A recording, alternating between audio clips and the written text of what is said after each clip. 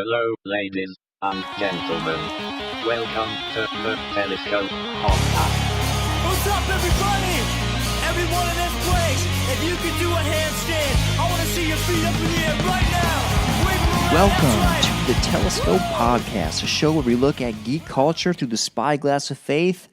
Matthew Seipel Anderson here, ready to bring forth another episode for your listening pleasure. Well, today we're going to be talking about a fan film that came out, and it's titled, drumroll please, Vader, Episode 1, Shards of the Past. But before we get into that, I want to talk about a parallel between Star Wars and the real world. In Star Wars, there are planets closer to the center of the galaxy. And then there are other planets that are farther out. So in the Star Wars, universe, in a galaxy far, far away, they have what are called core worlds, such as Coruscant. There are mid-rim worlds, there are outer rim worlds, and then there is wild space. And finally, there are the unknown regions. And if you're familiar with characters like Grand Admiral Thrawn, we know that some of our characters even come from the unknown regions. And I'm excited because I think the unknown regions are going to be where some of our new Star Wars stories come from in the days ahead. But in our solar system, in the real world, there's actually a similar layout. There are the inner planets like Mercury and Venus, which are just boiling because they're super hot, close to the sun.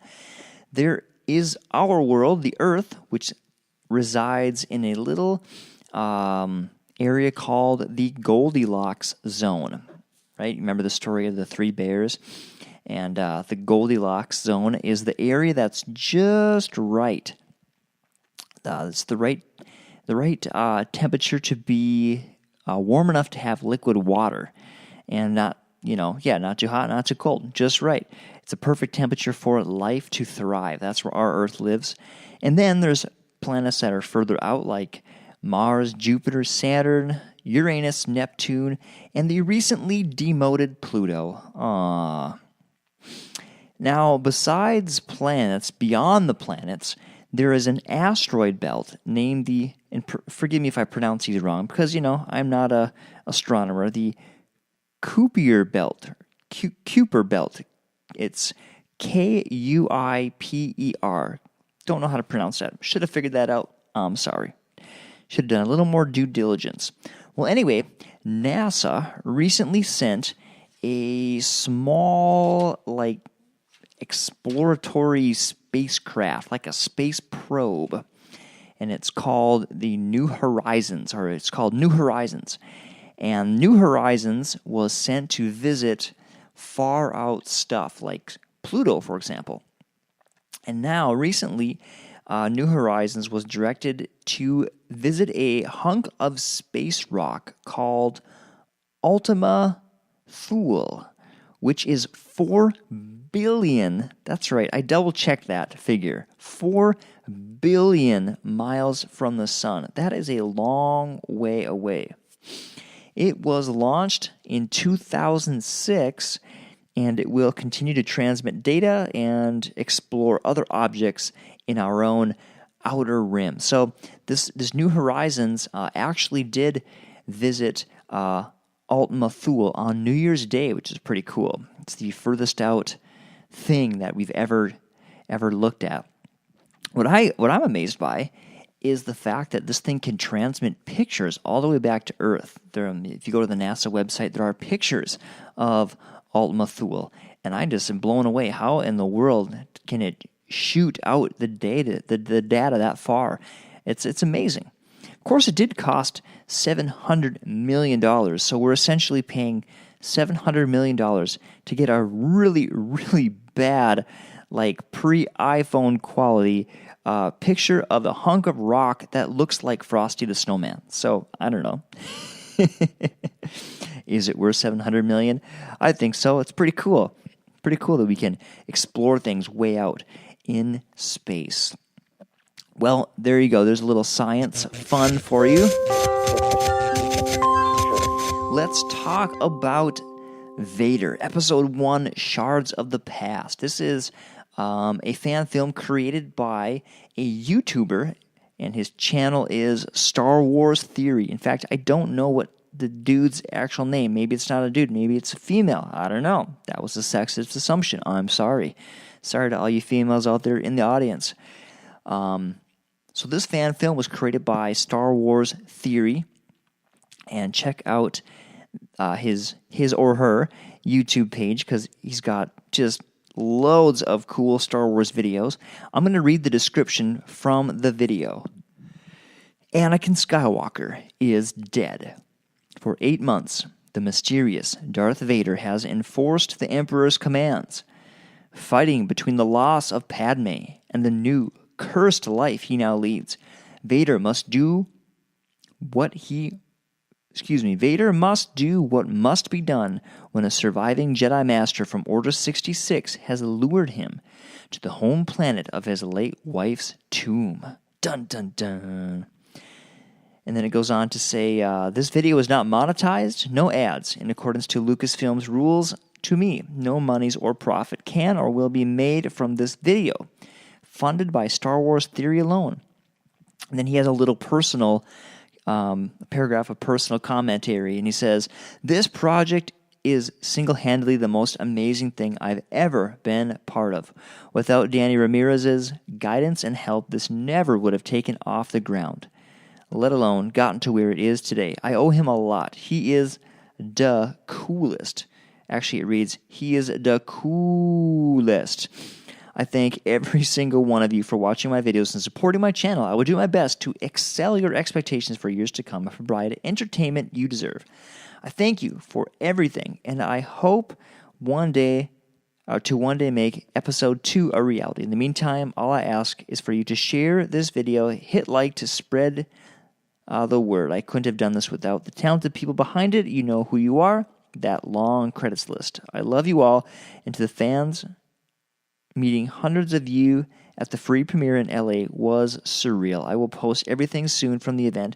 You've changed my life forever, and I hope to bring you this first episode and many more, I hope, as gratitude and gift for what you deserve. I am eternally grateful. Enjoy, and may the Force be with you always, because he has like 5 exclamation points.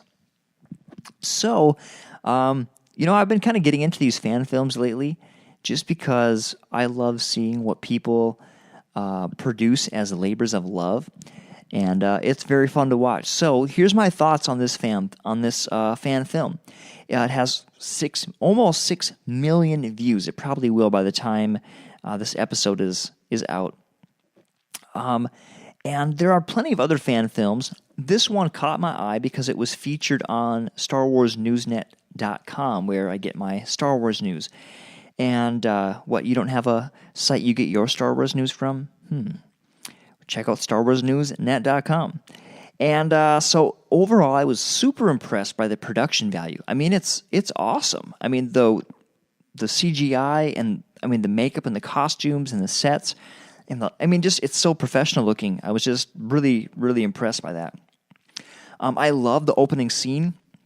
And I want to do my best not to give too many spoilers. So the opening scene is this battle scene with Darth Vader, and we get to see Vader use some Force abilities that we haven't seen him use before. For example, if you remember in The Force Awakens, there's a scene where Kylo Ren stops a laser blast in midair.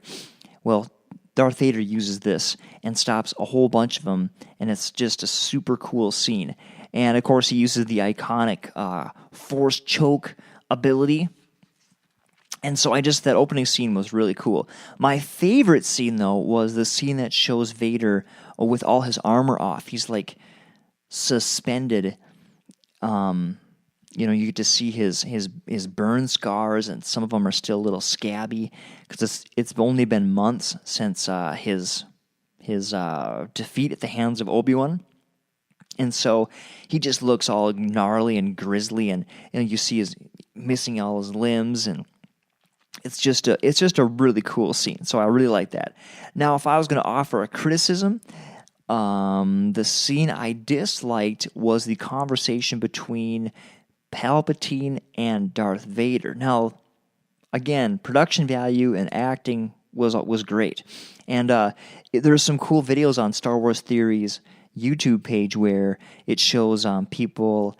What do I want to say? People like auditioning to get some of these roles. So it's just cool how the whole community came around to make this movie a reality.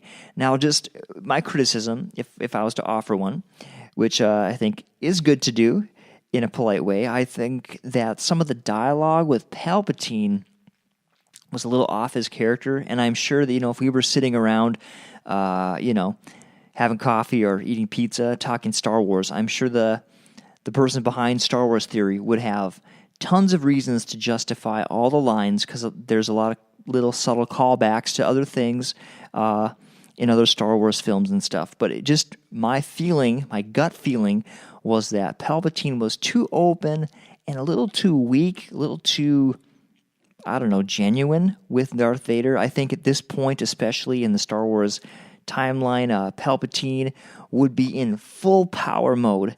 And if he was going to be a coach and show a softer side, it's only for the purpose of manipulating and achieving his own ends, and not for actually teaching Vader how to rise up and basically supplant him eventually.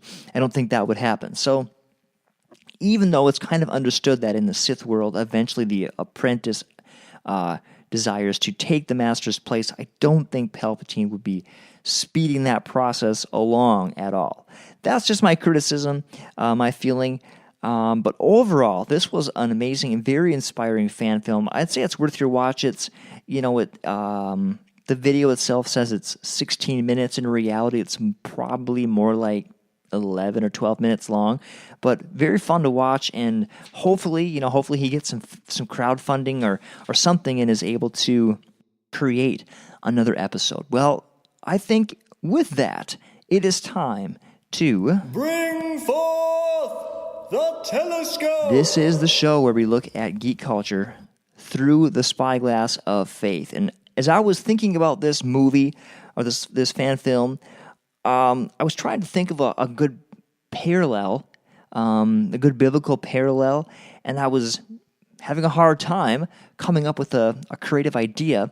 But then inspiration struck, and I thought of Proverbs 14:23 that says, "In all labor there is profit, but idle chatter leads only to poverty." And you got to think, how many people have sat around, again, eating pizza, drinking coffee, talking Star Wars with their friends, their other nerd buddies, and they have this clever idea for a Star Wars story, okay? Probably thousands of those conversations have taken place, and those ideas have been hatched in people's minds. But how many people have actually put in all the work it takes to write a story and get together a team and raise money and shoot the thing and try to make it a reality? So much work goes into creating some of these. In fact, today I made a short video because my wife is going to be having a baby soon, and I lately have been preaching at our church on Sundays, and so I think there's a decent chance I'm going to be missing a service.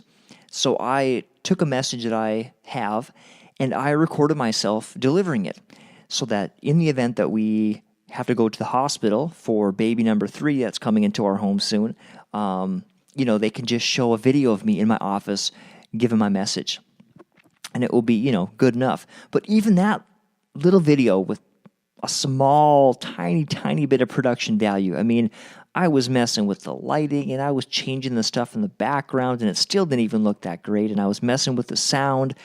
And so even just creating this tiny video took a lot of work. It just gives me a huge amount of appreciation for what these guys have done in creating this short fan film. And they can't even get paid for it. They can't receive monetization through YouTube. For nearly 6 million views, $5 million 927,677 views as of the recording of this podcast, and they are not going to receive a penny for it. There's not going to be any ads run on it.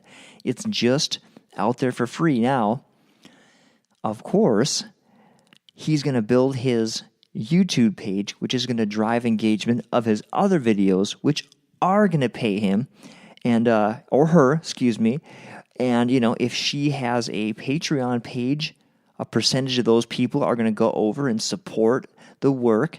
And so there is going to be profit. The Bible is true, and this proverb is true. In all labor there is profit, but idle chatter leads only to poverty. And even the fact of just he or she is going to receive a lot of love, a lot of compliments, and it's going to fuel the fire to keep creating content for the page that is going to generate income. So it's cool, it's inspirational, and there you go. There's a little faith tie-in. Well, I'm going to wrap it up there. It is time for me to hit the hay, as they say, and go to sleep. But thanks so much for listening. Oh, hey, I want to mention one thing before I close up shop here. I put a post on the Facebook page, the Savior's Anthem Music and Podcasting page, asking for feedback on current movies. And I did not word it very well. I think it was maybe slightly misunderstood. But I wrote, "Help, we're having a new baby soon. I need your thoughts on recent movies for the podcast, since I probably won't make it to the theater." And so what I'm looking for is for some of you all to just comment if you've seen anything new, like say you went to see Aquaman. I haven't seen Aquaman yet. If you've seen it, hop on there. Tell me what you think of the movie just in general. And if you feel really inspired, you could attempt to bring out the telescope yourself and look at that thing through the spyglass of faith and see if there's a faith tie-in that you could mention. And I would love to put those comments on the show. And if you don't want me to say who you are on the podcast, I won't. That's cool. Although you are posting it on Facebook, so, you must not be too upset if I mention who you are. But anyway, go on there and do that. I would love to hear what you have to say about some of the blockbusters. I mean, like I said, there's Aquaman out right now, Into the Spider-Verse, even Mary Poppins 2. I'm kind of curious about that, to be honest. And there's one other one I'm totally spacing it out right now. But there's another one, Bumblebee, that Transformers movie. So if you've seen any of those and you want to comment, and I would love to hear it, and I will definitely mention your comments on the show. All right. Thanks so much for listening. Love you. Take care. Bye-bye.